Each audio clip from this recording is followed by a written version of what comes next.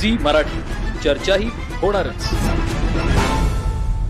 बोले तैसा चाले त्याची वंदावी पावले या विचारातून शब्दाला जागणारा नेता म्हणून अखंड महाराष्ट्राला संदेश देणारं नेतृत्व, कोल्हापूर जिल्ह्याबरोबरच महाराष्ट्राचं नेतृत्व व कसबा बावड्याचे सुपुत्र आमदार माननीय सतेज उर्फ बंटी पाटील यांनी माणगाव इथं राहुल राजीव आवळे यांच्या जिल्हा परिषद निवडणुकीच्या सभेवेळी छत्रपती शिवाजी महाराज यांचा पुतळा उभा करण्यासाठी स्वखर्चातून 10 लाख रुपयांचा निधी देण्याचं जाहीर केलं होतं.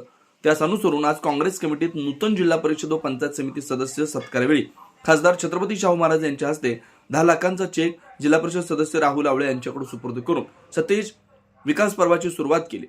कुंभोज प्रतिनिधी विनोद शिंगेंसह कॅमेरामॅन अतुल कसबेकर, भेंडवडे. माणगावमध्ये सभा झाली होती.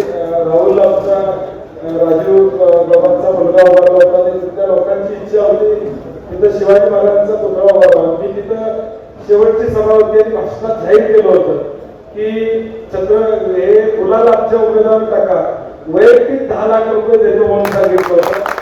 तर तो चेक आणलाय मी महाराज, तो चेक तुमच्या हस्ते तेवढा उमेदवारांना द्यावा अशी विनंती.